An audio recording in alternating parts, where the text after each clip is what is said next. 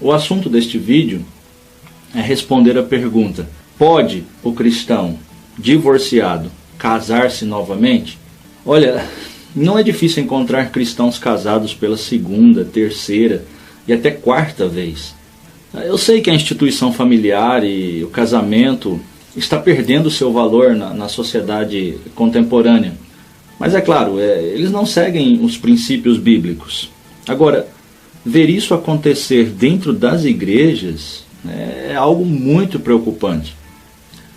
Eu, até tempos atrás, eu defendia a interpretação de permissão para novo casamento em caso de adultério, que é, na verdade, uma interpretação muito aceita. Mas, estudando as Escrituras, eu entendi que não é bem assim. Por isso eu quero ir com bastante calma para que você entenda. Olha, em nenhum lugar das Escrituras dá apoio ao segundo casamento. Aqui está o grande conflito. A separação, ela até é tolerada, mas o novo casamento nunca foi ensinado.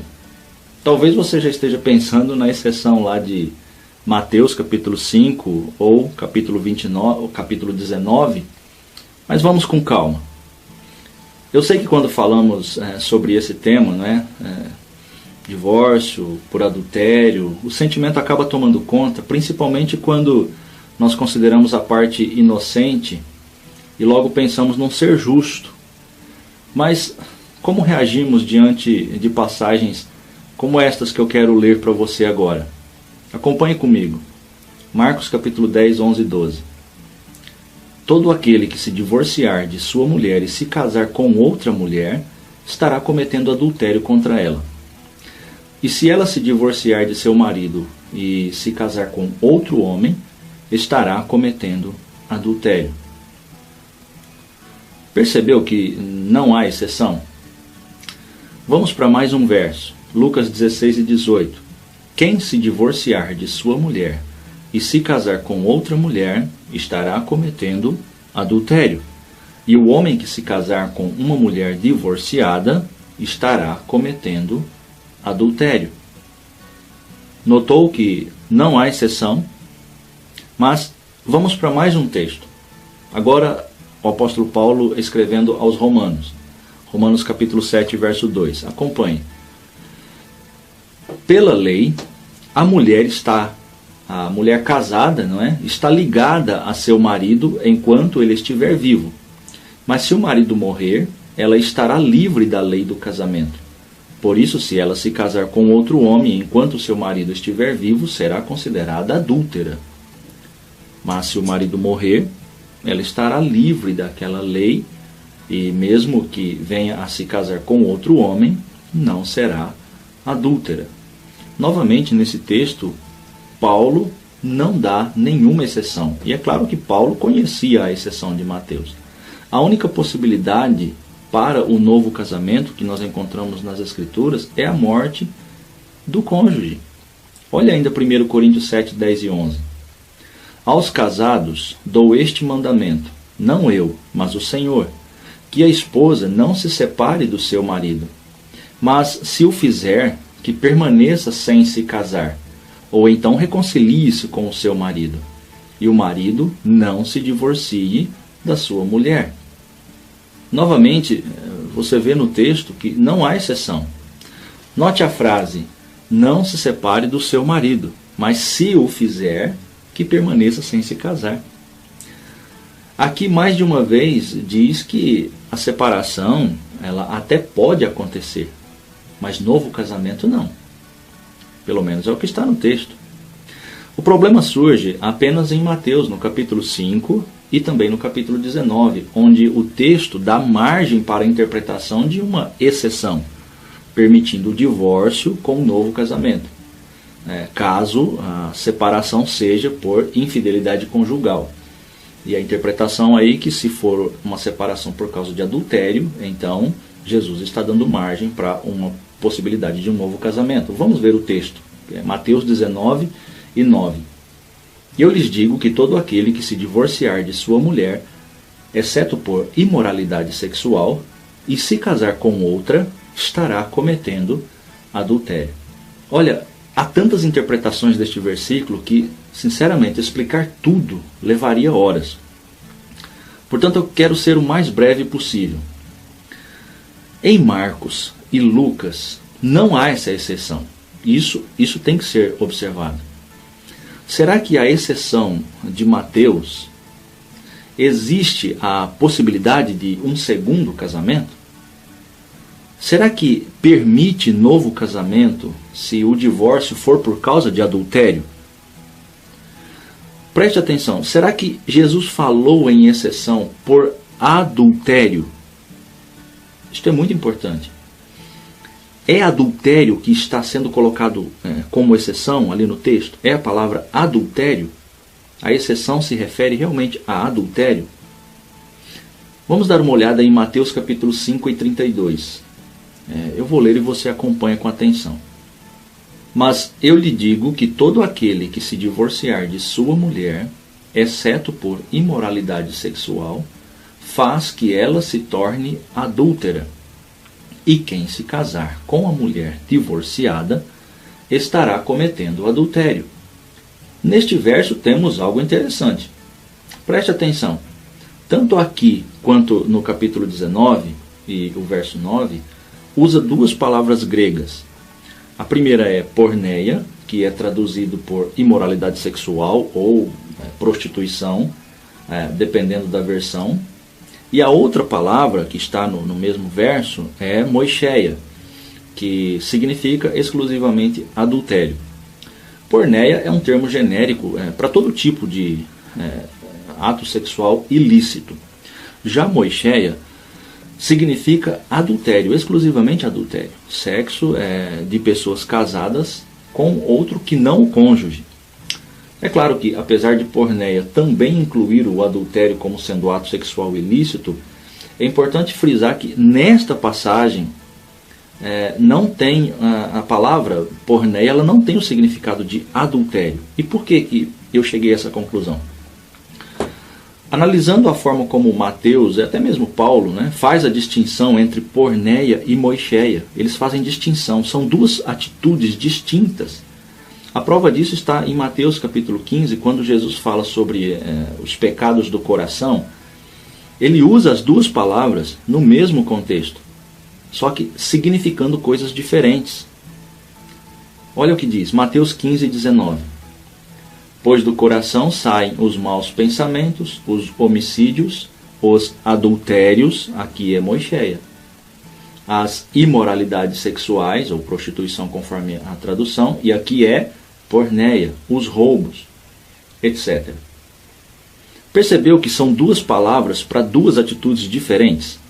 Por isso, a exceção lá em Mateus não é em caso de adultério, pois não foi usado adultério no texto. Eles faziam distinção entre porneia e moicheia, adultério e prostituição ou imoralidade sexual. Mas vamos olhar Mateus 5,32.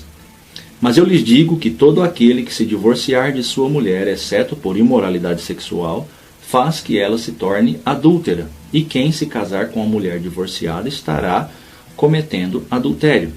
O que o texto está dizendo nesta passagem é que o marido pode deixar a mulher por causa de porneia, ato sexual antes do casamento, no período de noivado, e só neste caso seria permitido novo relacionamento conjugal. Calma, eu sei que não faz sentido para nós, mas para os judeus fazia muito sentido.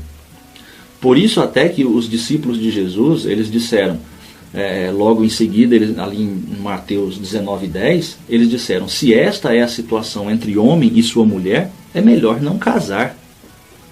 Perceba a atitude dos discípulos, eles entenderam.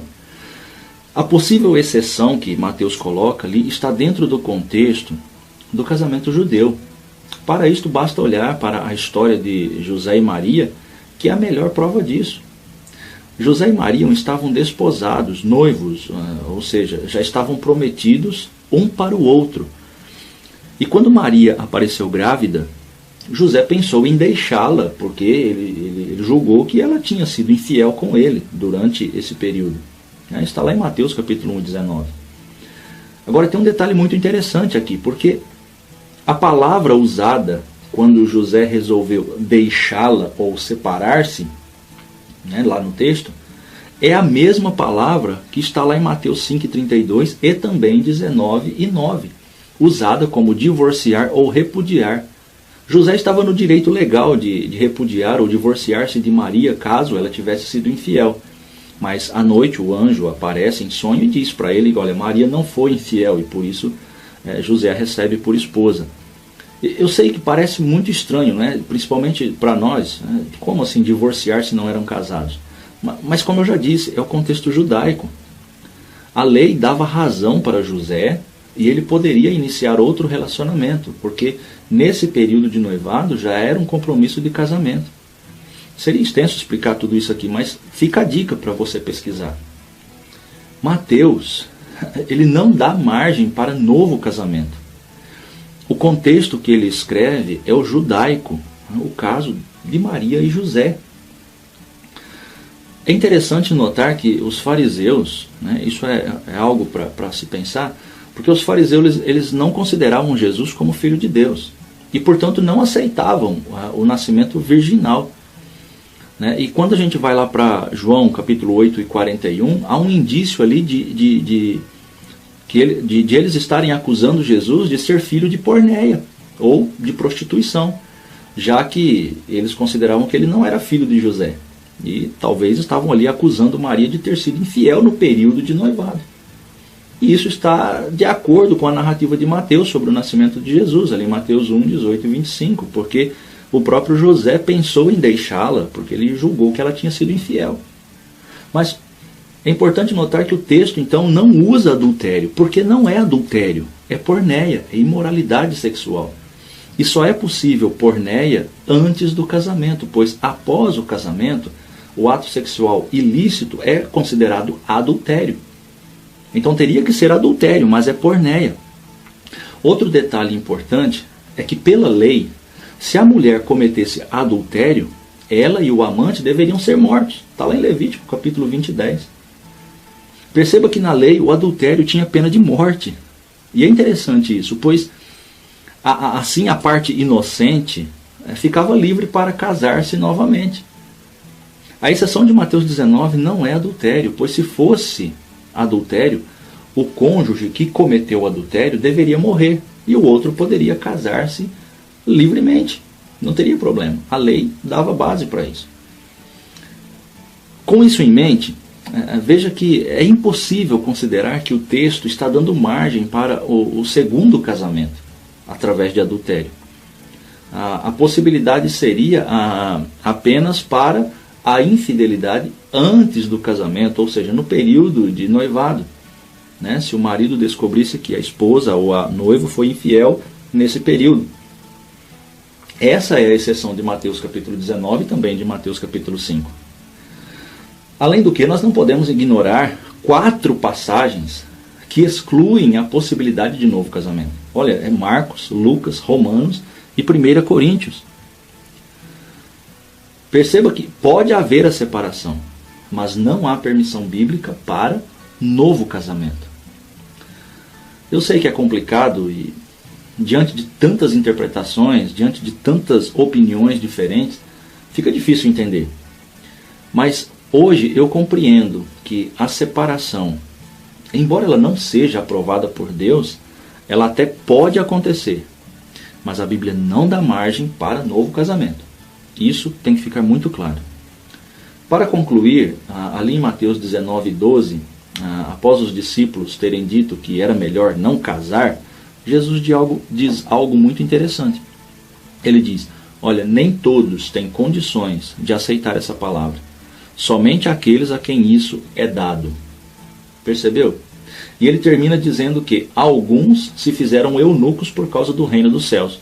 Quem puder aceitar isso, aceite. Foi o que Jesus disse. Então é isso.